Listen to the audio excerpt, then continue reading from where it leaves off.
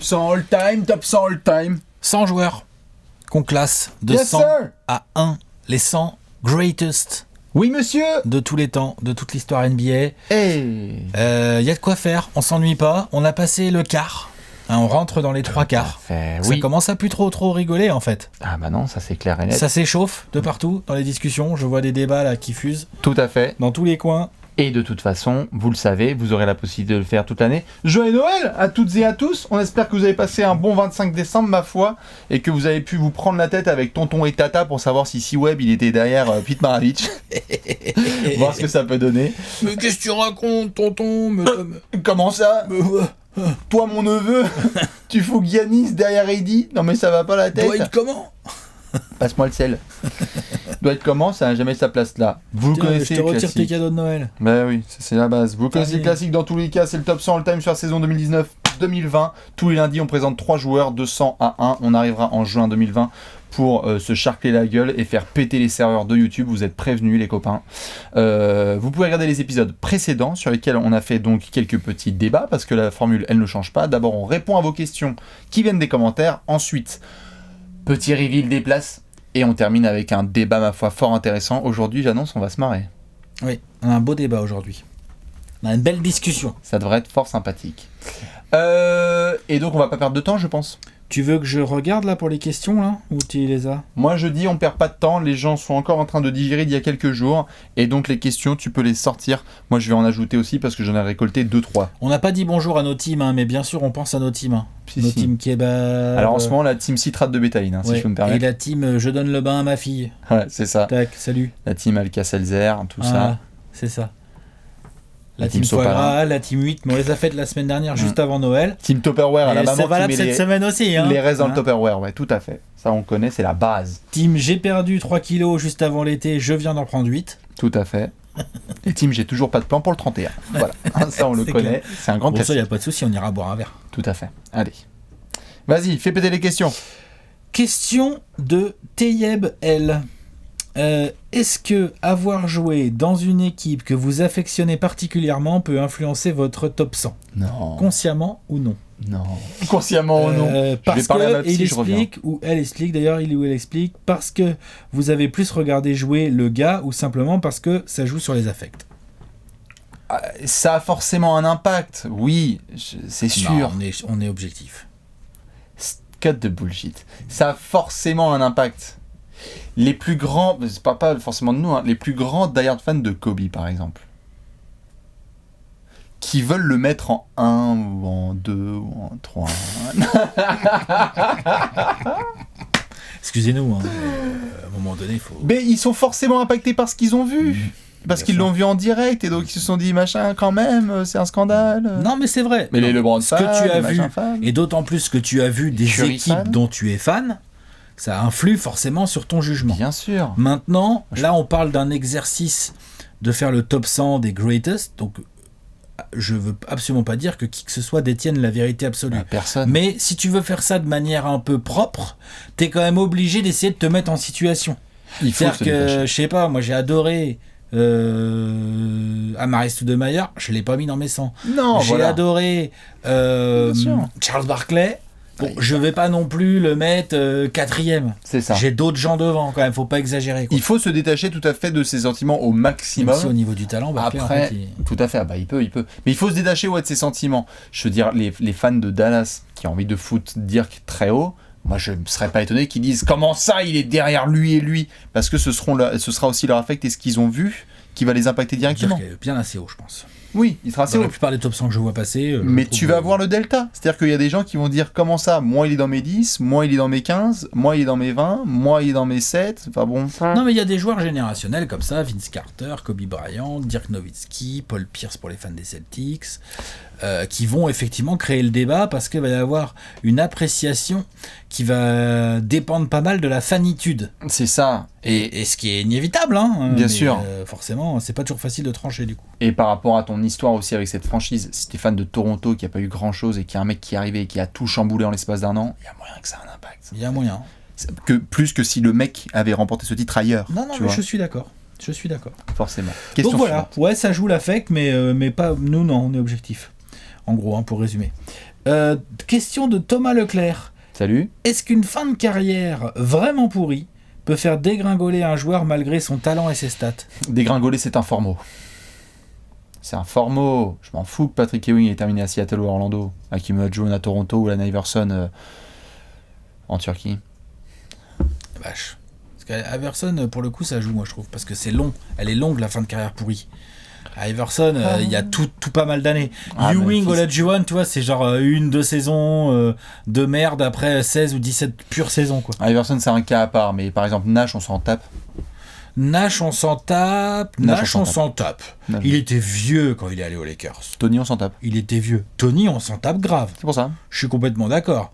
Iverson, c'est vraiment un cas à part. Pau Gasol, sa dernière saison aux Spurs, là, on s'en tape les noix, non? Ce qu'il faut, tout à fait, ce qu'il faut éviter, c'est une chute. Genre, je sais pas, si t'es un ailier qui a mis un Bordeaux pendant longtemps et tout d'un coup, bam, on te voit plus en NBA, quoi. Ce qu'il faut éviter aussi, c'est que la fin de carrière pourrie, elle dure trop longtemps. T'en as, tu vois, Olajuwon, Ewing, quoi, il y a 1-2 saisons max un peu pourrave, quoi. Ça va encore sur la longueur de la carrière. Il y a des joueurs où ça dure, ça s'accroche, ça gratte, ça dure un peu longtemps, quoi. Pippen. Du coup, l'image s'abîme. Pippen, ça joue pas pour lui. McGrady non plus, tiens, par exemple. Oui, tu vois, T-Mac, ça joue pas pour lui. Si Webb, c'est vrai que ça a été un peu long aussi. Ouais, ça a été un peu, mais c'est pas forcément ce qui l'empêche ça d'être Paul Pierce. Nom de Dieu, la fin de carrière de Paul Pierce. Brooklyn, Washington, aux Clippers, il fait à peine le banc. Enfin, tu vois, genre ça, c'est chum. Par rapport à tout ce qu'il a accompli avant. De là à ce que quand nous on est dans le travail de Top 100 All-Time, on se dise c'était tellement flingué aux Clippers et Washington que non.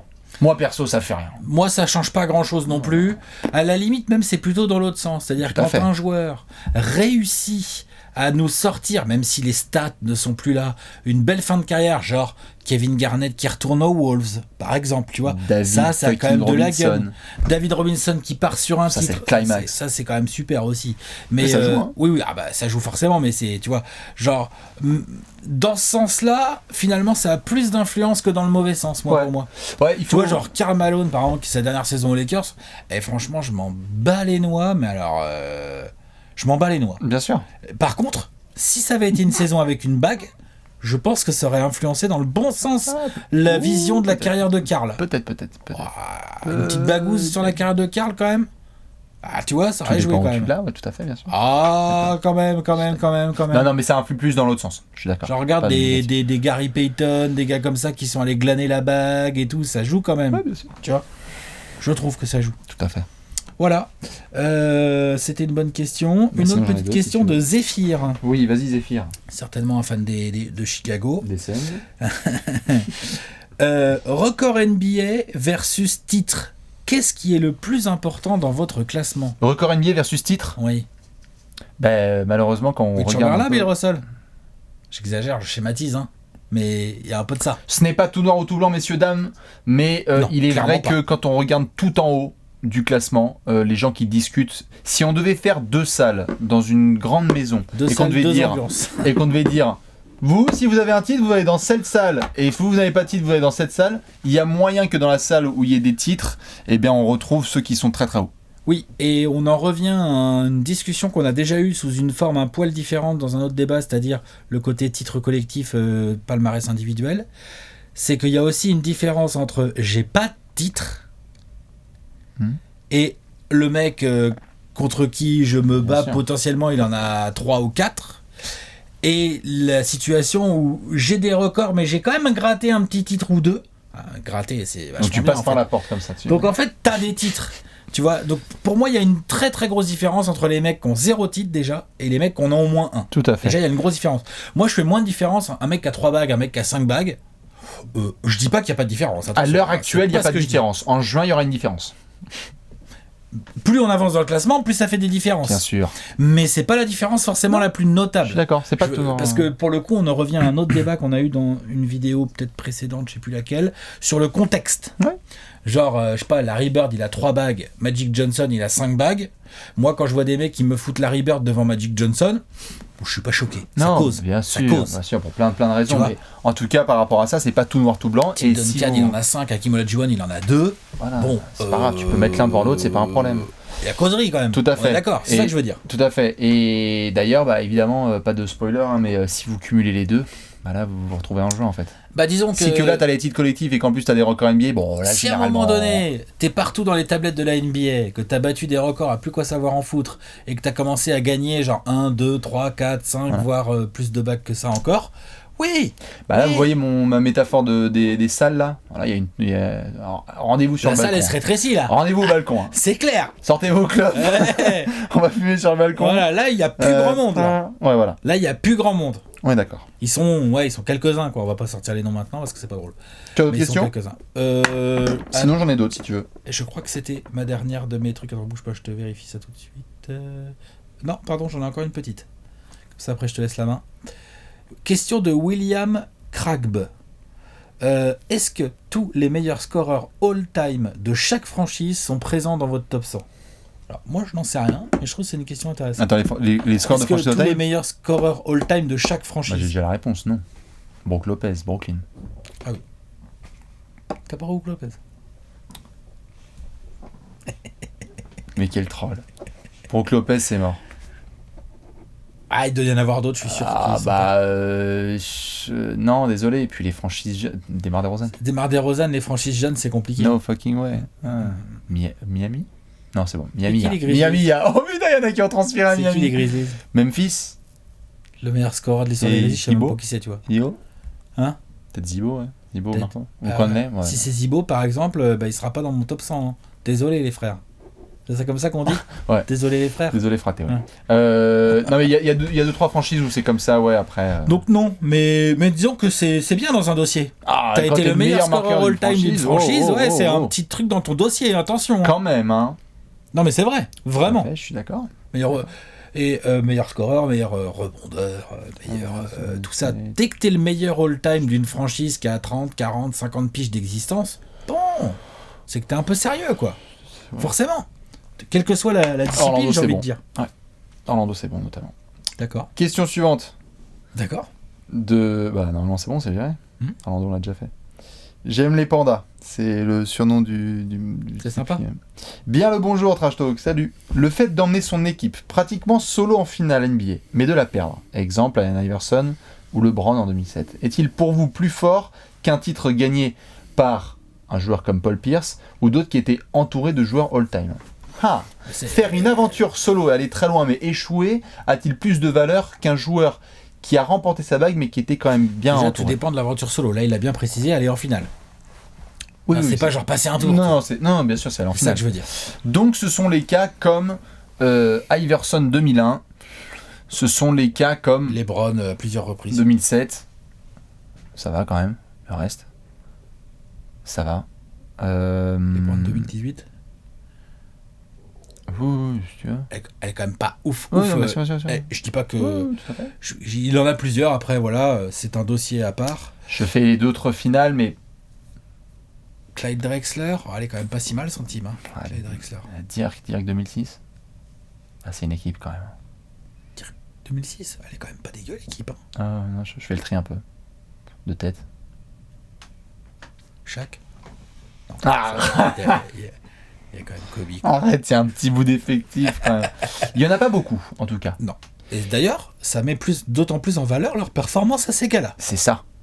Il est clair que Iverson 2001, pour prendre cet exemple-là, Ah bah ça reste en tête, hein. bah putain, il l'a pas gagné la bague, putain, dans la tête des gens, t'as l'impression qu'il est champion NBA. là, Bien Iverson. sûr, bien sûr. On est d'accord ou pas ? Mais comme le Harden des années précédentes où il n'y avait pas encore Chris Paul ou machin qui était solo, soit avec d'autres, soit machin, et qui va en Faudrait qu'il finale. aille un peu plus loin. Ouais, c'est ça.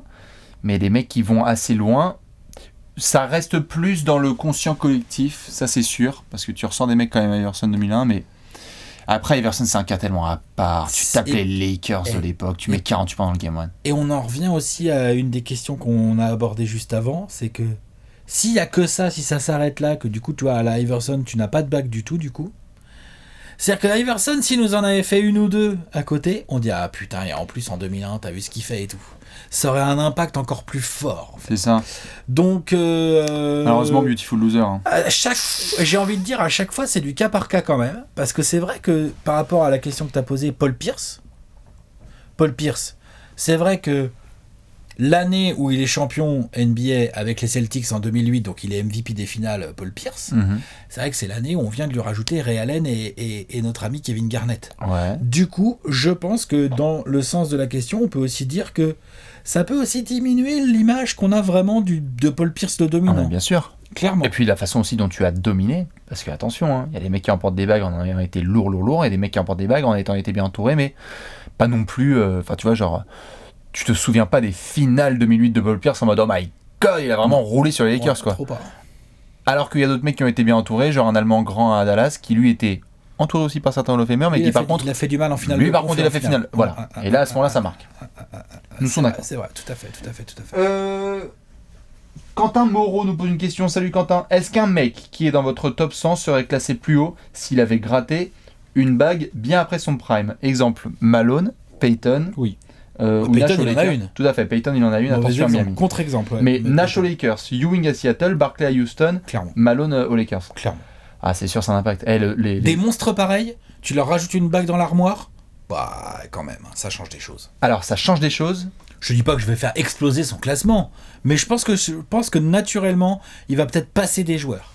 Tu peux, mais en même temps, c'est tellement lié à leur image et à l'affection qu'on a pour eux, les Beautiful Losers. Ces espèces de monstres qui n'ont pas de titre, on les respecte aussi pour ça. Je sais pas si tu vois, on les met dans un groupe à part. On les respecte pour ça, mais on leur met devant des mecs qui ont des titres qui sont pas forcément plus forts, alors que si tu leur files un titre, ces mecs-là dégagent direct. Ça a un impact. Mais un titre en fin de... Après, ça dépend des circonstances exactes. On vient de faire Mitch Richmond là tous les deux. Moi je trouve que Peyton, le premier truc auquel je pense, c'est pas qu'il a gagné une bague, quoi. Non. Je m'en fous en fait. C'est pas ça, il la gratouille et... En fait, Peyton, tu vois, justement, moi je trouve qu'elle est quand même importante, la bague de Peyton, dans le sens où du coup il l'a déjà. Et deuxièmement, il est utile, il est important dans ce Miami. Mais bien sûr. Tu vois, par exemple, Mitch Richmond, au bout du banc des Lakers, en train de gratter la bague en 2002. Voilà. Il veut parler d'une David West, lui, voilà. Non mais tu vois, genre, bof quoi, Mitch, franchement. Karl Malone, il jouait encore, en 2004. Sûr, si les Lakers sont champions, Karl Malone, c'est une vraie bague qu'il a dans son armoire, vraiment. Alors oui, en fin de carrière, oui avec les Lakers, mais c'est une vraie putain de bague.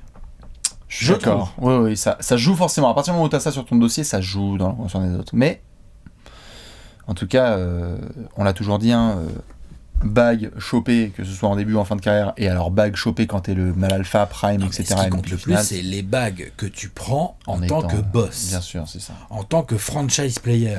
Ça, ce sont les bagues qui comptent le plus. Ensuite, ce qui compte encore presque autant, j'ai bien dit, ce sont ce que tu fais de tes équipes quand t'es franchise player. Iverson 2001. Tout à fait. MVP de régulière, Et ensuite, je vais en finale NBA avec un effectif qui est franchement... Chum. On est d'accord. Tout à fait. Voilà. Dernière petite question de Victor 10 qui nous demande est-ce que si un joueur a marqué l'histoire de son pays, ça compte? Exemple Tony Parker. Alors oui, frère, ça compte, mais genre... mais ça compte grave. Ça compte grave. Genre si t'es un Espagnol et que t'as déroulé, un Argentin. Ah, si t'es Argentin et puis que t'as déroulé en FIBA, ça compte. Si t'es Espagnol... Si t'as cassé les règles en étant Argentin, ça compte. Ouais, et si t'es Espagnol et que tu as peut-être mené l'une des plus grandes équipes FIBA, tu vois, pendant tellement longtemps en fait. C'est ça. Après, attention, il y a... Ça fait pas tout, mais ça compte vachement. Après, il y a ceux qui ont marqué leur pays parce qu'ils sont de leur pays, et il y a ceux qui ont marqué leur pays parce qu'ils ont fait des trucs avec leur pays. Genre, on parlait tout à l'heure d'un grand Allemand blond qui shoot. C'est sûr qu'il a marqué le basket dans son pays, mais il a pas marqué la FIBA avec l'Allemagne. Non. Tu vois ? Non. Après, il avait pas non plus le même... là, pour le coup, cast, la totale. Tu vois, l'Argentine et l'Espagne, c'est quand même d'autres équipes que l'Allemagne de manière naturelle. Je ne discrédite pas. Même la France. Tout à fait, je discrédite pas ça, c'est juste pour répondre à la question. Mais ça, t'as raison, tout à fait. C'est qu'il y a des mecs qui marquent. Giannis, c'est pas qu'il est marquant juste parce qu'il est grec. C'est que s'il devient vraiment marquant parce qu'il est grec et que sur l'échelle mondiale, il fait repasser la Grèce tout en haut avec des coéquipiers... Ça va piquer. On va commencer à faire genre, la Grèce championne olympique? Ouais, ça a piqué, j'avoue. C'est tendu. Ouais, j'avoue. Donc, bon là, vu ce qu'on a vu à la dernière Coupe du Monde, c'est pas tout à fait gagné cette affaire. Parce que vu qu'il y a un Brésilien dont on connaît pas le nom, Caboclo pour pas le citer, qui l'a mis dans sa poche ou pas loin. Il y a Golten, on a dit. On est bien d'accord. Ok. Voilà. Et ben voilà pour les questions. N'hésitez pas à en balancer plein comme d'habitude. Nous, on y répondra en temps et en heure. Alex, tablette? Allez, on reveal. Tablette. Place 75, 74 et 73, on passe les 25%. Place 75. Un bon client en 75, je suis content. Je suis content de mon client en 75, moi. Je suis content d'avoir réussi à le positionner ici. Moi, il est pas trop connu.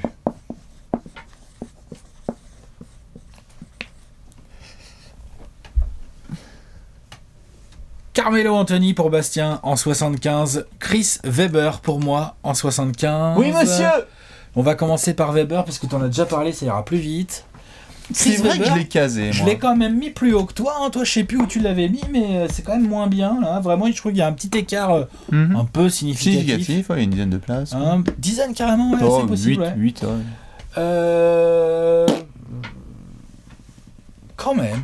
Putain, quand même, quoi. Pourquoi ? Quel joueur, quoi. Ouais, pourquoi ? Bah, honnêtement... J'arrive pas à enlever la loose. Ah bah, clairement. De toute façon, c'est pas compliqué. Alors tiens, tu vois, on vient de faire tout le débat sur les bagues. Donne-moi une bague à Chris Webber. Je pense qu'il est plus haut que 75. Tellement loin, ouais. Non, mais il est pas tellement loin. Il aurait dû être champion NBA en 2002. 2002. Il devrait avoir une bague d'honneur pour ça. Je sais pas, une bague en plastique ou une bague en bois, non ? Le salaud. Un truc, quoi, tu vois. Une bague avec marqué temps mort dessus. Une bague comme ça. C'est comme ouais, je peux pas, on s'en fout. Moi, j'ai toujours trouvé ce joueur absolument énorme. Intrinsèquement parlant, tu parlais du playground tout à l'heure. Je pense que Chris Webber, c'est un mec que je peux avoir envie d'avoir dans mon équipe. Devant beaucoup de monde. Ouais. Parce que... C'est la définition du terre-terre. Hein ? C'est la définition du terre-terre, Chris Webber. Athlétiquement, un espèce de monstre absolu. Techniquement, on n'en parle pas assez souvent, mais Chris Webber, c'était quand même un intérieur de 2m08, de 115 kg, tout musculeux, qui pouvait dribbler, se déplacer vite, faire des pures passes. Il avait un minimum de shoot. C'était pas son arme principale, mais il avait un minimum de shoot. C'était vraiment un intérieur extrêmement complet. J'ai toujours été frustré que ce mec gagne rien. C'est un numéro 1 de draft d'ailleurs. Tiens, il fait partie de nos numéros 1 de draft. Non ? Si, vas-y, je vérifie juste un truc. Il a cassé la série de ton ami Rodman que tu as placé lors de la dernière vidéo. Il a cassé la série de meilleurs rebondeurs. C'est lui. Hein, c'est Chris Webber. En 99. Il a été rookie de l'année. Il y a quelques petites choses dans son palmarès. Qu'est-ce qui se passe ? Il y a des problèmes ? Non, je vérifie ce que j'avais pu noter. Sûr ? Vas-y, finis, et après j'ai une question à te poser qui me trouble. Ouais, ok. Et donc, Chris Webber, j'ai beaucoup rêvé. Alors là, pour le coup, pareil, il fait partie de ces mecs, grosse amplitude. A été beaucoup plus bas, a été un peu plus haut, a été genre, tu vois, genre vraiment, j'ai beaucoup réfléchi. Je pouvais me lever le matin et me dire, non, Chris Webber, il peut pas être au-dessus de 90, tu vois. Genre. Et je pouvais me lever le matin suivant en me disant, quand même, l'autre, il a été combien de fois dans la course au MVP, mine de rien, Chris Webber, d'une régulière ? Plusieurs fois. J'ai noté là. Il a été dans le top 10. C'est le top 10. Oh, arrête, attends, j'ai pas fini. C'est pas la course au MVP. Non, mais j'ai pas fini. Il a été dans le top 10 6 ou 7 ans de suite.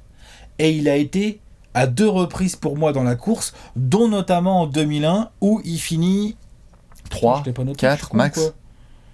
Bon, je sais plus. Je crois que c'est 3. Bah, c'est là 4. Où moi je prends son numéro pour être joueur avec, le numéro 4. Voilà. Donc, ouais. Où on parle quand même d'une saison à 27 points, 11 rebonds, 4 passes, il y a de l'interception, il y a du contre, il y a les grands Kings. Je veux dire, le meilleur joueur, le franchise player des grands Kings du début des années 2000, là, le best show on court, là, c'est Chris Webber. Oui. J'ai pas rêvé. Ouais. Donc, effectivement, là, pour le coup, pourquoi je le mets, entre guillemets, aussi haut pour certains, notamment Bastien, c'est parce que j'estime que ce mec a été le franchise player d'une équipe qui s'est mise en position de gagner un titre, qui ne l'a pas gagné pour toutes les raisons qu'on connaît. Mais je pense qu'à finalement peu de choses près, le côté loser, qui est incontestable de Chris Webber, aurait pu être quand même sacrément contré par un titre en 2002. Je trouve que ce scandale a beaucoup de conséquences sur les Kings et tout, et notamment sur la carrière de Chris Webber. Donc ça me fait chier, donc je le mets 75, il rentre dans mes 3 quarts, Chris Webber. Il rentre dans mon 3 quarts. Voilà. Non, c'est pour ça que je disais... C'est quoi la question que tu voulais me poser ? Non, la question que je voulais me poser, c'est juste, donc on est bien d'accord dans ton classement, et par rapport aux efforts, etc., un truc, Mm-hmm. Chris Webber est devant Chris Bosh. Ah oui. Oui. De manière incontournable. Ouais, ça va, j'ai pas mis non plus, je sais pas combien de places j'ai d'écart Non, du c'est coup ça. là, mais oui. Après, attention, hein, c'est du basket fiction, hein, ce que je vais faire. Mais même moi, Dwayne Wade et LeBron James avec Chris Webber, Mais bien sûr. je pense qu'il fait le taf différemment, mais que le résultat peut être le même Bien qu'avec sûr. Chris Bosh. Comme Je le pense vraiment. Quelque part, je veux bien. Et je sais pas si Chris Bosh aurait donné un titre aux Kings. Je sais pas. Donc ce que je veux dire par là, c'est que voilà, intrinsèquement parlant, j'estime un poil plus Chris Webber, donc je l'ai mis bien devant. aimé avoir Rick Adelman, Mike Bibby et toute la team des fous là à Toronto avec Chris Bosh. Tout à fait. De toute façon, il y a plein de contextes à faire. D'ailleurs, on en a parlé du C'est pour contexte. ça qu'ils sont en coude à coude. Hein. C'est pour ça qu'ils sont pas si loin que ça, mais que moi j'ai décidé de mettre mon Chrisou devant. Il Voilà. Il adore les losers. Et bien justement, en parlant de losers, j'enchaîne. Carmelo. C'est pas fini, peut-être qu'avec Portland. Peut-être que cette vidéo sera obsolète à la fin de l'année. Monsieur Carmelo Anthony. Là, il vaut plus rien, mec. Hein. Peut-être. Hein. Alors attention, là je sais qu'il y a des fans qui soient des Carmelo, Knicks, qui soient des Knicks, Anthony. du Thunder ou d'autres des franchises ou des Nuggets. Ou des Hawks. Tout à fait. Eh bien, peut-être que ça va créer des soucis. Oui, il est en place 75, Carmelo Anthony. Certains l'ont mis dans leur top 50. Moi, je l'ai mis là. Ah, dans le top 50, ouais. Certains le mettront. Je pense qu'il n'y aura pas de problème. Parce que déjà, juste faut dire une chose. Club des 25 000 points en carrière, indéniable. Un des meilleurs attaquants de l'histoire de la NBA. Je vais le répéter. Un des meilleurs, mais bon, quand même dans un range quand même assez grand, quoi. Je vais le répéter. En termes de bagage offensif dans l'histoire de la NBA pour un attaquant, difficile d'aller chercher Carmelo Anthony. Vraiment. Je pense qu'on a tendance à le regarder avec l'œil, et on va en parler, c'est ce qui fait qu'il est 75, l'œil du joueur collectif, l'œil du non-leader, ce qui lui a manqué. Mais juste, get buckets. Dans le département du get buckets, Melo, s'il est autant respecté dans l'histoire de la NBA, et surtout par ses qu'il soit coéquipier ou adversaire, etc. Combien de mecs se sont inspirés de Melo ? Il y a plein de mecs qui ont regardé, qui disent c'est mon joueur préféré NBA, parce que la gestuelle, parce que l'esthétique, parce que ce qu'il est capable de faire. Offensivement, je ne vois pas ce qu'il était incapable de faire pour marquer. J'ai bien dit pour marquer, parce que je savais que tu allais faire le con. Pour marquer, Melo, il y avait la totale. Non mais grave, je suis d'accord. Il y a 25 000 points en carrière, 10 fois All-Star. Il y a eu aussi évidemment le petit titre avec Syracuse. Pour moi, c'est le rookie de l'année. Désolé LeBron en 2003-2004. C'est pas un scandale non plus. Hein. Tout à fait. C'est le meilleur marqueur de la NBA en 2013 avec nos amis les Knicks. 2004, 2006, 2007, 2012, 2016 avec Team USA. Donc c'est Monsieur Olympique. Hein. Il y a 3 médailles d'or au JO. C'est ça. Plus des petits bronzes hein, à Athènes notamment. Ouais, que t'es C'est toujours sympathique. Ouais. Donc ça, j'ai parlé évidemment du bagage offensif ultime. Clutch. Melo, pendant longtemps, a été dans la discussion tous les ans de à qui tu donnes la balle à la fin du match pour marquer, c'est sûr. Et que c'est très compliqué de t'empêcher de prendre ton tir. Ouais. C'est ça les grands attaquants. 33 points dans un quart-temps, avant de se faire taper par Klay Thompson quelques mois plus tard, mais il y avait eu ça, il avait été tapé George Gervin notamment et compagnie.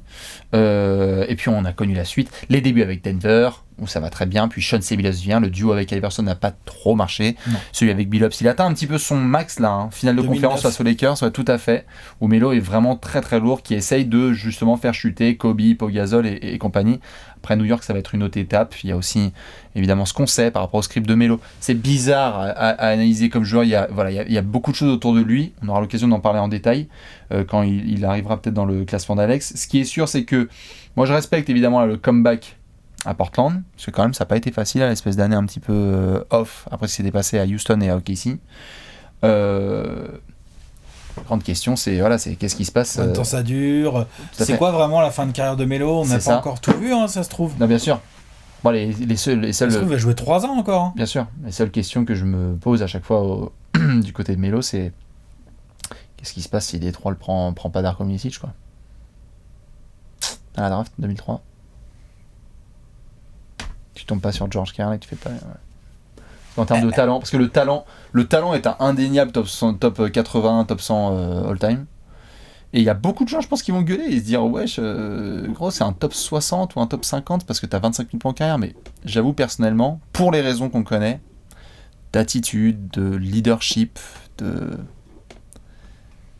je crois pas que c'est le genre de joueur, tu vois, qui pouvait mener une équipe jusqu'au titre. On vient de parler de ce qui se passait avec C-Web, qui était en posture 2, bien entouré. Ce que je peux comprendre. Et donc Melo, incroyable joueur individuel. Bon, la loi du playground, on arrête. Hein. Melo, la loi du playground. Il est relou. Oh là là là. Il faut juste marquer 20 points, les gars. Moi, je le prends devant beaucoup de gens. Hein. Et le problème, c'est qu'il y a deux côtés du terrain au basket et qu'il faut jouer avec tout le monde. Voilà. C'est ça. Et ça a souvent un peu pêché pour monsieur Carmelo Anthony. Il est tout de même en place 75. Je sens qu'on aura l'occasion d'en reparler. On enchaîne ? Ouais, je cherche. Tu cherches ton effaceur ? Place 74, pendant que la Knicks Nation se taille les veines. Eh bien, en place 74, personnellement, je change de poste. Moi aussi. Je vais aller à l'intérieur. Pas tout à fait, moi. Ah, ça sent le troll. Qui aime bien. Tatin. Earl Monroe pour Bibi. Bob Lanier. Bob Lanier. Oui. Monsieur Earl Monroe. Earl the Pearl. Monroe, tu l'as déjà passé. On va pas y passer trop de temps parce que je vais Oui. répéter ce que tu as dit. Il est Hall of Famer. C'est ça, je sais plus quel est l'épisode, mais en gros, je l'ai mis dans les places 80 là. Quelque chose comme ça. Il est Hall of Famer, il a été 4 fois All-Star, il a été titré avec les Knicks de 73, donc déjà ça fait une bonne petite base. Il a été Rookie de l'année aussi, si je dis pas de bêtises. Oui, il a été Rookie de l'année. Au passage, il est arrivé en NBA, il a mis du 24-5-5 pour sa première saison. Comme ça, il a fait « Salut ! Bonjour, bonjour !» C'est ici les pros. Ce qui est assez intéressant dans la carrière de Earl Monroe, c'est cette espèce de double facette. Il y a le côté ses meilleures saisons, hyper dominateur, balle en main et tout, avec Baltimore. Mais il n'y a rien au bout. Ça gagne pas. Il y a un côté vraiment très loser. Et un côté, le joueur est incroyable. Le joueur est vraiment... le combo guard, la fluidité, flashy, les fast break et tout. Enfin, c'est incroyable. Et après... il partira pendant la saison 71-72, si j'ai pas de conneries. Il part chez les Knicks, où là, il aura un rôle un peu plus secondaire. 1, parce qu'il a eu quelques petites blessures, quelques petites choses. 2, parce qu'il a quand même un certain Walt Frazier à côté de lui avec lequel il doit partager le ballon. Plus, il arrive dans une équipe qui a été championne en 70, qui est très bien construite, dans laquelle le ballon tourne et tout, où on est moins en mode street comme il pouvait l'être à Baltimore. Mais par contre, donc ses stats, il est moins performant. 14 points, quoi. Par contre, ça gagne. Ouais, voilà, c'est ça. Par contre, il y a bague. C'est que ce sont les Knicks où tout le monde marque 10 points de moyenne. C'est assez intéressant. Je veux dire, il a connu la finale 72 perdue contre les Lakers, mais il connaîtra la finale 73 gagnée face à ces mêmes Lakers. Voilà ce que j'ai à dire sur Earl Monroe. Je l'ai mis là parce que j'estime que mine de rien, il met pas mal de monde à l'amende sur les lignes arrière dans l'histoire NBA. Earl the Pearl, c'était quand même quelque chose de assez incroyable. Il y a des images à aller checker sur lui. Le style est vraiment très avant-gardiste. Je serais quand même surpris que beaucoup de joueurs actuels qui utilisent le spin move en pleine course me disent qu'ils connaissent pas Earl Monroe, parce que là je serais c'est con parce que t'as un peu copié son move, donc tu vois. C'est lui qui a démocratisé. Hein. Il a démocratisé, il y a vraiment... Non, il est l'un des premiers à avoir vraiment ramené du basket avec des moves façon playground, façon rue, en NBA, et à les avoir rendus quand même un minimum efficaces dans le jeu. Un des premiers points entre la rue et la NBA, c'est Earl Monroe. Ouais. C'est indéniable. Voilà ce que j'ai à dire. C'est voilà. Earl the Pearl. Bastien l'avait dit. Maillot retiré au Knicks, qui est quand même assez exceptionnel. Et maillot retiré également à Washington chez les Wizards. Donc 2 franchises qui retirent ton maillot, ça c'est pareil. On pourra en reparler le moment venu. Mais plus il y a de franchises qui retirent ton maillot, en général, c'est que tu as quand même fait une carrière un peu sérieuse. C'est ça. Je suis bien d'accord. Voilà, sauf pour certains qui ont joué les Knicks, mais que les Knicks n'ont pas voulu retirer leur maillot, mais ça c'est une autre histoire. En termes de maillots retirés dans 2 franchises, vous connaissez Bob Lanier ? Oui, c'est vrai. Milwaukee et Détroit. C'est vrai qu'il a son maillot retiré à Milwaukee aussi, lui. Hop là, il a 2 fois son Milwaukee. jersey retiré, monsieur Bob Lanier. J'espère qu'il est dans le top 100. Moi, il est dans mon top 100 à la place 74. On va dire qu'il doit chausser à peu près du 93. Et alors, on l'a écrit dans le bouquin, pour ceux qui ne le savent pas, à 11 ans, il faisait du 46. C'est pas une blague. Ça va encore. Hein. À 11 ans À 11 ans, Bob Lanier faisait du 46. Non, c'est parce que notamment, ça fait partie des anecdotes. C'est qu'à 11 ans, notamment, Bob Lanier, qui est donc un intérieur hyper rugueux, qui a plus de 19 000 points et 9 000 rebonds en carrière, hein, 20, 10, 20, 10, 20, 10. Bonjour. On parlait de Dantley qui se réveillait à 25 points. Bob Lanier, c'est 20, 10. Hein. Tiens, je sais plus ce que j'ai. Je sais plus ce que j'ai dans mes poches. Ah bah tiens, 20 et 10, je comprends pas. 8 fois All-Star, Bob Lanier, c'est un joueur... hyper besogneux, qu'on peut comparer à certains qu'on a vus dans les années 90 et 2000 et qui vraiment taffait au maximum physiquement, parce qu'il le disait lui-même, c'était pas un uber athlète. N'empêche, petite patte gauche technique. Mais la patte gauche, elle est là évidemment. De toute façon, tu marques pas 20 000 points juste sur des alley-oops. Ce serait pas le père de Zach Randolph, lui ? Il y a du Zibo dedans, évidemment. Bob Lanier, c'est. Franchement, ou le grand-oncle. C'est ça, mais de toute façon, il y a eu du Moses aussi. Enfin, il y a beaucoup d'influences. Pour le côté gaucher, en fait. Bien sûr. Il y a du Zibo carrément là-dedans. C'est cette capacité à créer son espace toute sa vie, juste dans l'intensité et dans le travail. C'est vraiment un mec qui était considéré comme un des mecs les plus physiques. Je dirais même Willis Reed, qui a été considéré The Captain comme un des mecs les plus besogneux et physiques, disait que Bob Lanier aurait dû être plus apprécié et faire une meilleure carrière si on comprenait vraiment ce par quoi il passait. Ce par quoi il passait, c'est simple, c'est qu'en fait le mec, il fait sa carrière NCAA, il se blesse pendant sa dernière saison, il se fait drafter, je crois d'ailleurs que c'est un numéro de draft, si je dis pas de bêtises, ou un numéro 3 à vérifier. Peut-être, si c'est le cas, je l'ai pas compté tout à l'heure dans la question. Bon, je crois que c'est ça que j'avais en tête. Et les Pistons vont le récupérer, et les Pistons sont tellement pressés qu'en fait, pendant qu'il est en train de se faire sa rééducation au genou, il se ramène à l'hôpital avec le contrat. Et ils disent en fait, parce qu'en fait t'as été aussi drafté en ABA, et on n'a pas envie de prendre le risque. Donc si tu veux bien juste mettre ton... Le mec il est comme ça, il dit vas-y signe s'il te plaît et tu vas revenir en Pistons. Et lui va l'avouer dès que sa carrière est terminée. La pression était telle qu'il aurait jamais dû faire cette saison, mais il a fait sa saison rookie, 82 matchs en étant All Rookie First Team, avec un genou complètement flingué. Il s'est fracturé la main et il a fait tout un match avec. Bob Lanier, c'est vraiment le col bleu, bosseur, qui n'a malheureusement pas pu emmener les Pistons très loin. C'est souvent éliminé dans les premiers tours. Sa meilleure équipe, elle fait 50 victoires. Ouais, non, c'est clair. Et chez les Bucks, il a essayé un petit peu de bosser. Ça a été avec les Marquis Johnson et les Sidney Moncrief, si je dis pas de bêtises. Ça doit être ça. Où il a essayé de faire quelques résultats, mais malheureusement, c'est un de ces gars, un peu comme là tu en parles avec Zibo, qui n'a pas eu forcément le respect qu'il méritait. 10 saisons à Détroit, 8 coachs différents. Pas très pratique. Quand t'as pas de continuité. Pas forcément le supporting cast qu'il faut non plus. Pas le supporting cast qu'il faut, tout à fait. Je veux dire, ses meilleurs coéquipiers, on les connaît pas trop chez les Pistons. Il y a eu quelques années, mais c'était pas tip top. Oui, c'est ça, numéro 1 de draft de 1970. Je crois, oui, je sais plus où on avait noté dans le bouquin, je crois qu'il faisait du 62 ou du 65 en termes de pointure. C'est Will Perdue, je crois, le plus grand pointure. C'est entre Bob Lanier, tout à fait, Will Perdue. Il est Bref, pas loin, Bob Lanier.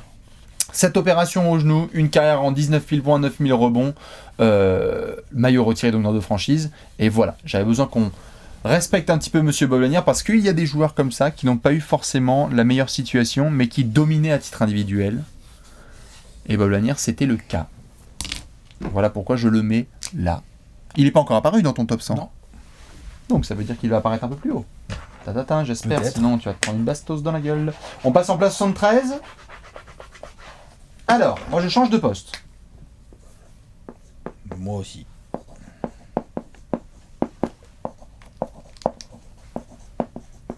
Carmelo Anthony. Ah yeah!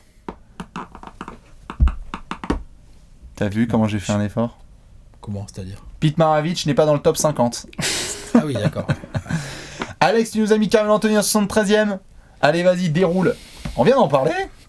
On vient d'en parler, donc non, vas-y, parle-nous de Pete Maravich. Plutôt. Monsieur Pete Maravich, Ouais, oui, j'en tout à ai fait. déjà parlé parce que moi je l'ai mis un peu plus haut, vers 81, je crois.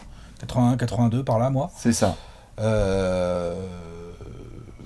on a quand même Bah, je quelques le mets- places d'écart. ouais, Je suis on pas est- surpris, je m'attendais à plus. Ouais, tu t'attendais à plus? Ah bah oui, moi je m'attendais pas à le voir avant le mois d'avril. Mais...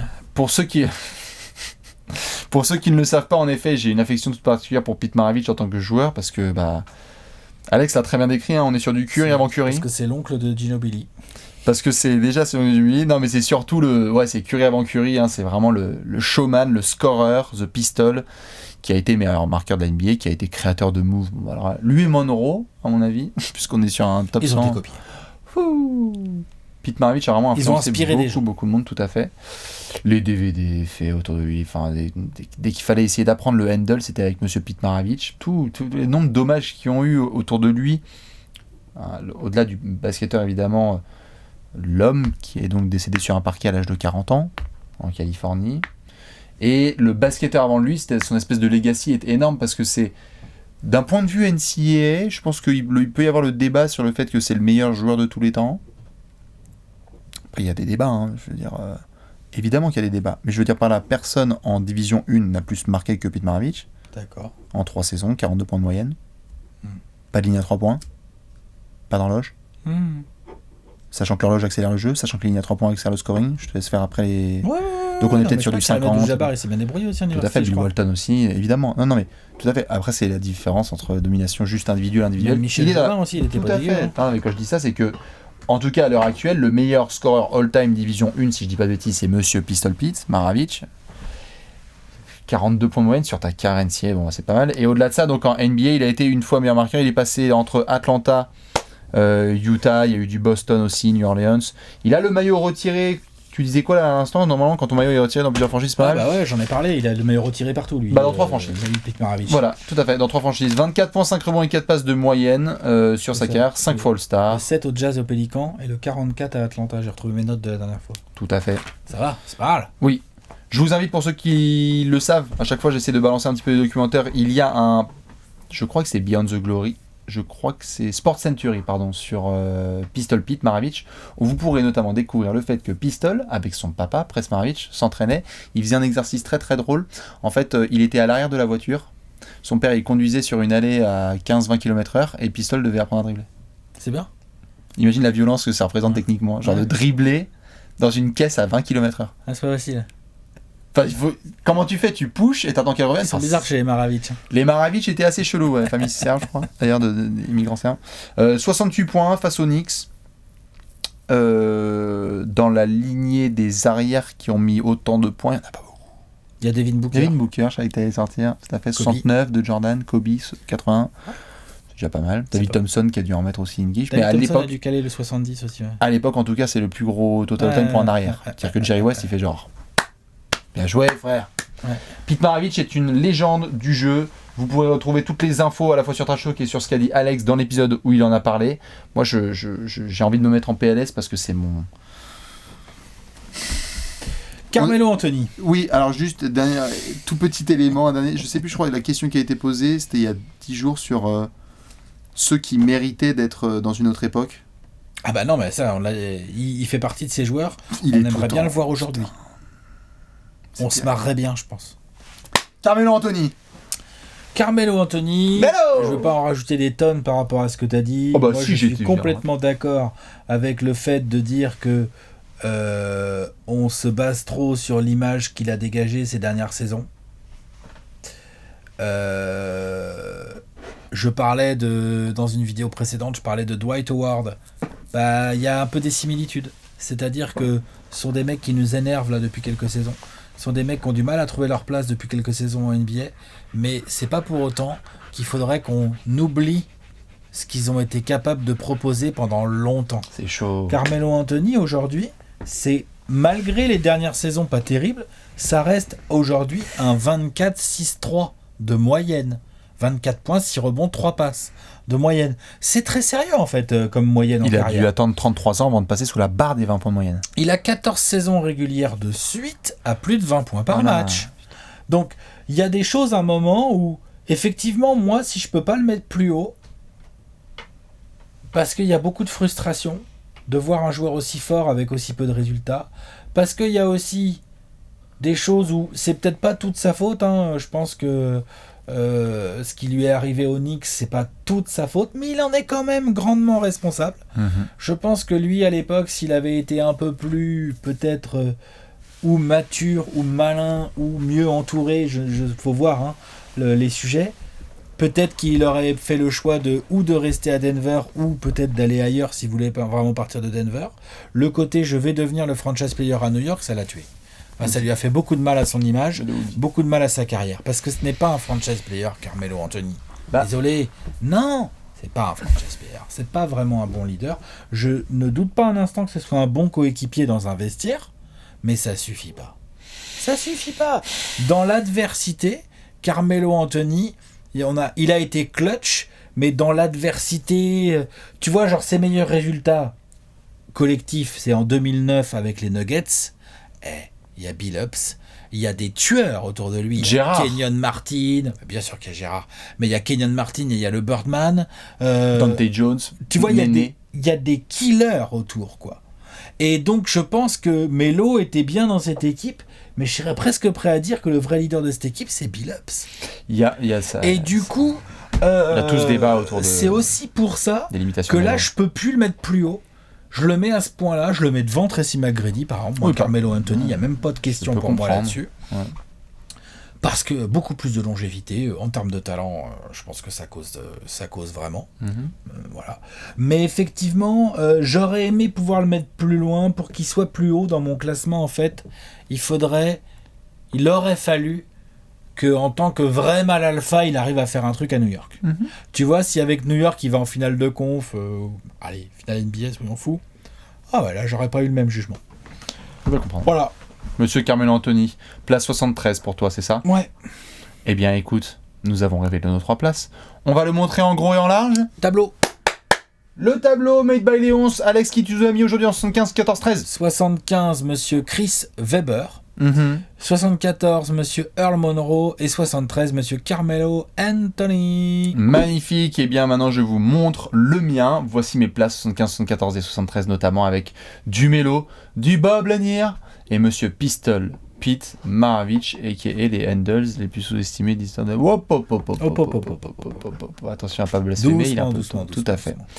On va enchaîner sur le débat. Et je suis bien content aujourd'hui, parce que moi je connaissais évidemment mon top 100 et je me disais on va pouvoir l'orienter sur un joueur que en plus, what the fuck, tu mentionnes. Je me suis dit la première fois qu'on va mentionner Carmelo Anthony, on va en faire un focus. Le focus du jour, le débat, c'est Carmelo Anthony, notamment sur sa carrière, revisiter un petit peu ce qu'il a fait, ce qu'il aurait dû faire, comment est-ce qu'il est comparé, vu par rapport à certains de ses confrères, et comment ça se fait qu'on le mette quelque part aussi bas. Parce que quand on regarde 25 000 points, Team USA, clutch, bagage offensif assez global en termes de scoring. Tout à fait. Quand on voit ça par exemple, et que pour des raisons multiples, on va attendre un peu avant de mentionner un ailier d'Atlanta qui mettait des gros dunks. Qu'est-ce qui sépare vraiment ? Comment ça se fait qu'il y ait ce manque d'appréciation ? Si on devait faire un peu le CV de Melo, comment ça se fait qu'il y ait ce manque d'appréciation pour un joueur aussi doué offensivement ? Je pense. Faut qu'on fasse le cas Je judiciaire. pense qu'il y a ce que je viens d'évoquer, qui est le côté, il n'a jamais donné la sensation d'être un franchise player. La sensation. La sensation, je veux dire, il en avait le niveau intrinsèque en attaque, clairement, personne ne peut dire le contraire. Mm-hmm. Il a été meilleur scoreur d'une saison, comme j'ai dit, il a fait 14 saisons à plus de 20 points de moyenne par match et tout. Donc ça, intrinsèquement parlant, en termes offensifs, personne ne peut nier que Melo pouvait porter une équipe, faire gagner une équipe, parce qu'il y a le côté clutch, mais il y a aussi le côté genre, on est à moins 12 ? D'accord, ok. Tu vois ? Et 4 ISO plus tard, en fait, t'es à moins 2. Ouais. Hein ? On est d'accord ? Bien sûr. Ça, c'est possible avec un joueur comme Melo. Oui. Il n'est pas le seul dans l'histoire, mais il fait partie de cette catégorie de mecs, de ces ailiers qui, tu donnes la balle et l'adversaire direct, il est bien emmerdé. Des fois, ça vient double teamer. Il changeait la façon dont les équipes le scoudaient. Mais il n'a pas, pour moi, le leadership, le côté genre je fédère autour de moi. Il l'a pas eu. Il n'y avait pas trop la défense non plus. Bah c'est ça. Ça, moi, c'est embêtant. Je pense que c'est les deux. Et c'est un peu lié avec le leadership parce que je pense que ton franchise player, s'il fait qu'attaquer, qui vient jamais trop se bouger le cul en défense, t'as un peu plus de mal à la respecter en tant que, genre si t'es un role player reconnu à la Kenyon Martin, à la Birdman, à la Dante Jones et compagnie, bah voilà quoi. Et ça, c'est plus compliqué. Il y a la défense, ça c'est sûr. Je pense que c'est le plus gros aspect dont on va parler direct, c'est que Melo, je pense, a pas mal pâti du fait qu'il se faisait en fait pas mal bouffer quoi, et du coup il a été toujours cadré dans cette image de joueur exceptionnel d'un seul côté du terrain. Ouais, et il y a le côté aussi mental de la façon dont Melo ça va avec son leadership, c'est-à-dire le côté genre il a été parfois surcoté par des équipes, notamment les Knicks. Quand je dis surcoté, je veux dire dans le sens où les Knicks étaient fondamentalement persuadés qu'avec Melo en franchise player, ils allaient pouvoir faire des grandes choses. Oui. Bon, pourquoi pas. Je dis pas que c'était pas possible. Pourquoi pas ? Les faits nous ont montré que non. Mais Melo a eu beaucoup de mal à accepter quoi que ce soit. Il a toujours eu du mal à avoir... Par exemple, il y avait Stoudemire qui s'est blessé mais qui était vraiment très en forme et tout. Melo, il est venu avec Billups de Denver, donc c'est quand même pas rien, tu vois. Et à New York, il a trop voulu que ça soit lui, les Knicks. Je trouve qu'il y a dans son leadership, il y a un côté... ce qui a beaucoup manqué, c'est le côté genre Melo il rend pas les autres meilleurs, et c'est pas qu'une histoire de défense. Pas qu'une histoire de défense. Pour moi, Melo rend pas les autres meilleurs vraiment, et c'est dur. C'est peut-être dur de dire ça, mais je le pense. Je pense et je vais même aller au bout. Et en plus, quand ça a commencé à être la merde, il a mis très longtemps à se remettre en question. Oui. Donc ce qui a fait ce gros trou là, qui gâche un peu sa fin de carrière, même s'il y a ce retour à potentiel avec les Blazers qui peut redorer un peu l'histoire. Tout à fait. Je pense juste que le rendre meilleur. Le rendre meilleur est souvent vu avec les passes décisives, le leadership, la voix, etc. Mais quand tu regardes les mecs qui ont été... Il y a vraiment... Moi, ce qui m'étonne le plus avec Melo, c'est qu'il y a cette espèce d'unanimité de la part des joueurs qui ont été avec Melo et qui disent que ça a été un des meilleurs coéquipiers et qui les a plus poussés dans leur carrière. Et en fait, c'est pas une manière de dire que c'était un mec qui se défonçait à l'entraînement avec quoi que ce soit. Melo était un pur joueur, mais avec un côté assez égocentrique, où il pensait beaucoup à lui. C'est pas que c'était un mauvais coéquipier, mais c'est qu'il avait une façon de voir le basket qui était... On vient de parler de mecs qui étaient peut-être pas dans les bonnes aires. Je pense que Melo, il se régalait beaucoup plus dans des années aussi 90 ou autres où c'était... Je suis pas sûr. Ben, je pense aussi, parce que s'il y a bien un élément... Bah, je suis pas sûr de ça. Parce que je pense que s'il y a un élément dont pâtit aussi énormément Carmelo Anthony, c'est que c'est aussi le queumé de la draft de Wade et LeBron, où en fait t'es tout le temps dans le même bateau, quoi. C'est-à-dire qu'on te met dans cette catégorie-là, où en fait tu vois ces mecs-là qui sont bons des deux côtés du terrain, leaders, qui ont aussi parfois des bons alignements des planètes. Genre en fait, Wade, il y a le Shaq qui arrive et puis t'es titré. Et puis t'as LeBron quelques années plus tard, en fait, il arrive, il va rejoindre Wade et puis il gagne des bails. Donc Melo se retrouve laissé sur le bas-côté. Et je dis pas que c'est uniquement de sa faute, il y a eu des décisions de merde. Mais c'est juste que je pense que souvent, Melo, vu qu'il a été associé à cette espèce de crew d'excellence, parce qu'il n'était pas aussi bon athlète, c'est un très bon athlète, mais parce qu'il n'était pas aussi spectaculaire défensivement, etc., que des LeBron et des Wade, parce que c'était pas le leader vocal d'une équipe qui réussissait, du coup, on avait tendance à lui tirer un peu dans les genoux, alors que je pense, encore une fois, qu'à un tel talent, s'il était arrivé, ou s'il avait été entouré de la bonne façon, on l'aurait vu aussi totalement différent, quoi. J'adore George Karl, mais temps mort. C'est un peu tendu. Il a fallu attendre Billups pour qu'on commence... Il a fallu attendre Chauncey Billups pour qu'on commence à prendre Carmelo Anthony un peu au sérieux. Faut arrêter quand même. Je trouve que c'est un peu tendu. LeBron il a réussi avec des Mike Brown et des trucs comme ça, lui. À traîner des équipes. Oui, face à... Non, c'est pas Mike Brown. Si, c'était Mike Brown. Mais bon, pas la même compu non plus. Enfin, ce que je veux dire par là, c'est que tu vois... Ça se discute. Mais... T'es en compo avec Kobe tous les ans, etc. Un mec comme Wade, qui est arrivé au Heat en 2003, et un mec comme Melo, qui arrive à Denver... Putain. Parce que je trouve l'exemple LeBron, bon, les Cavs, enfin, tu vois, les Cavs, bon, t'es pas ouf non plus. Non, mais LeBron, après, lui, il est all-time de Showtime. Raison. Mais Wade, c'est compliqué. Wade, t'as raison sur le fait que, Wade, il arrive, Riley, Stan Van Gundy... Le Shaq arrive 2 ans plus tard. Des vétérans tout de suite quand il arrive. Vétérans Non, ça c'est clair. Sur le vétéran, c'est Néné, le vétéran de Melo. On peut discuter sur le cas de Carmelo Anthony. On peut tout à fait discuter de les supporting cast qui lui ont été confiés, les coachs qu'il a eu pour le gérer. On peut tout à fait en discuter et les mettre au même niveau que certains choix pourris qu'il a fait lui, enfin en tout cas qu'il a autorisé lui en tout cas. Mais je veux pas si Melo il dit je veux pas aller au Knicks, il n'y a pas de trade en 2011 là. Non mais lui a été responsable de grosses décisions de merde. Et voilà, et donc du coup c'est vrai que c'est une accumulation de choses qui ne sont pas toutes de sa faute, donc on peut pas non plus tout lui mettre sur le dos. Mais moi on m'enlèvera pas de l'idée qu'à un moment donné je pense que le leadership de Melo, c'était pas ouf. Là où il aurait eu vraiment, ça aurait été vraiment bien pour Melo, ça aurait été plutôt d'avoir la chance de se faire drafter dans une team où il y avait déjà un franchise player et qui devienne cette espèce de super lieutenant offensif de ouf, et là il y aurait peut-être eu des chances. Tu vois, tu dis Bastien, il a pas eu de chance, il aurait pu se faire drafter aux Pistons.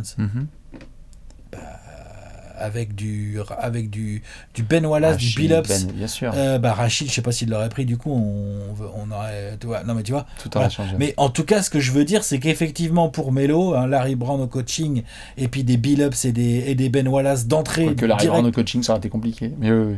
Ça aurait peut-être été compliqué, mais peut-être que ça l'aurait aidé aussi, tu vois. Là, effectivement, là, ça, je suis d'accord pour dire que il fait partie de ces joueurs qui auraient peut-être pu exprimer encore mieux leur talent.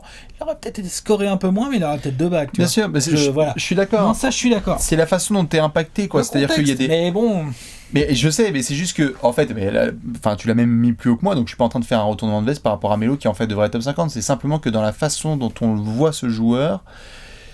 Je peux pas m'empêcher de me dire putain, mais le mec il vient des bas-fonds de Baltimore et donc il s'est fait son espèce de mentalité vraiment en solo, en essayant d'avancer, en étant une star vraiment sur les playgrounds et ensuite sur les parquets, et j'ai ce sentiment que les mecs qui traînent dans ses oreilles, enfin il va venir un moment, Iverson, et on va parler de lui en long et en large, mais je sais pas non plus, tu vois, si en termes de conseils, c'est les meilleures choses dont tu as besoin, tu vois. Évidemment que non. Parce qu'on a vu aussi Melo prendre des décisions par la suite qui étaient un petit peu what the fuck. Alors que Melo a été aussi un peu. Alors que des LeBron ou des Wayne ont été aussi un peu mieux entourés. En termes juste de vétérans leadership. Je sais pas s'il a eu tellement plus facilement la jeunesse, l'adolescence que Melo, par exemple. Exactement. Je dis pas, et je suis pas en train de mettre les deux joueurs au même niveau. On est bien d'accord. C'est simplement que dans cette trajectoire-là, moi j'avais le sentiment de voir Melo monter très très haut, aller très loin.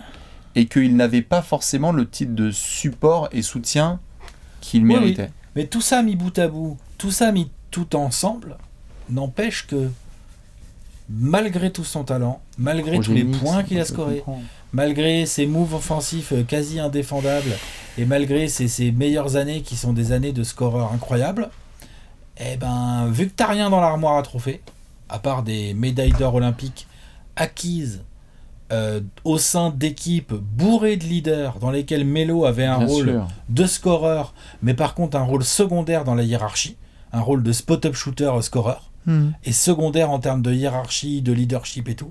Quand il y a Chris Paul, Bron, Wade, Kobe dans ta team, bah Melo il est parfait parce qu'il se fout dans les coins, il prend des shoots en première intention et il s'éclate. Et moi j'aurais aimé pouvoir voir plus de ce Melo là en NBA. Mais pour ça, il faut le contexte, il faut l'équipe, il faut un vrai leader, il faut le coach qui pense comme ça, il faut le faire accepter à Melo. Tu vois, c'est compliqué. Et du coup, tous ces éléments-là font que je peux pas le mettre plus haut. Et c'est le maximum où je pouvais le mettre, mon Melo. Tu vois, je pensais à C-Web, là, tu vois, maintenant. Lui, par exemple, ce qu'il a... à Sacramento, notamment, ce qu'il a pu avoir comme structure. Bien sûr. T'es obligé de faire des comparos, tu vois. Je me dis... Est-ce que un leader comme C-Web est forcément genre incroyablement meilleur que le leadership de Melo? Je suis pas... Non, je pense que d'ailleurs, tu vois, moi je les ai complètement dans le même range. Bah tu vois, je les ai complètement bien dans le sûr. même range. Et donc, j'ai toujours ce regret-là. Je pense pas que Melo soit tellement un plus fort joueur que C-Web par contre. Je pense pas, moi. Non, c'est kiff-kiff. Quand tu prends tout, oui, défense, attaque, distribution, etc. Moi, je pense que là où il empathie le plus, c'est que... Enfin, j'en viens à la limite à penser, est-ce que c'était un mec qui est né à la bonne époque, quoi? Parce que... Mais ça, je suis plus sceptique sur ton histoire d'époque. Quand même. Dis donc, mec qui défendent pas dans les années 90, poste 3... T'étais pas autant affiché qu'aujourd'hui, quand même. Quand même.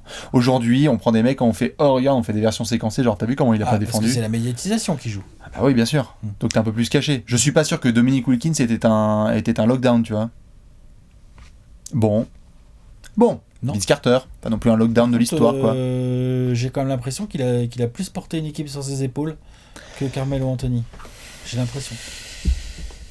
Bon, de toute façon, il arrive au prochain épisode, Dominique Wilkins. Ah, nom de Dieu. Je refuse d'entendre ce genre de blasphème. Non mais voilà, sur Melo en tout cas, c'était un petit peu le sujet du jour parce que c'est déjà le joueur qui est le plus dans l'actu avec ce qui s'est passé avec son retour à Portland. Et lui, je pense, espère évidemment pouvoir terminer de manière digne sa carrière NBA avec ou sans bague. Il veut juste la finir bien. Je trouve ça bien comment il a été repris. Parce qu'il a montré au moins ce qu'il avait dans le tank. Non seulement je trouve ça bien qu'il ait été repris, mais je trouve ça bien en plus qu'il a l'air d'être dans une attitude très bonne. Ça se trouve à côté d'un leader comme Lillard, Melo, le vieux Melo, peut devenir un joueur incroyable. Hein. Un joueur incroyable dans un collectif. Je suis bien d'accord. On comprend bien. C'est possible ça. Hein. Tout à fait. En croisant les doigts pour lui. Bien sûr. Les fans des Knicks, du Thunder, des Rockets, des Blazers, des Hawks et des Nuggets, évidemment, dites-nous ce que vous pensez de Melo. Où est-ce que vous le placez, ce joueur tellement médiatisé depuis 2003 dans votre top 100 all-time? Nous, évidemment, vous connaissez la suite. On va se retrouver la semaine prochaine. Ouais, pour 3 nouveaux joueurs. Pour 3 nouveaux joueurs, aux places 72, 71 et 70. On met pas de tableau? Non, on a déjà mis le tableau. Ouais, c'est pas la peine. C'est bon. Allez, c'est bon. Allez, ciao. À la prochaine. Ciao.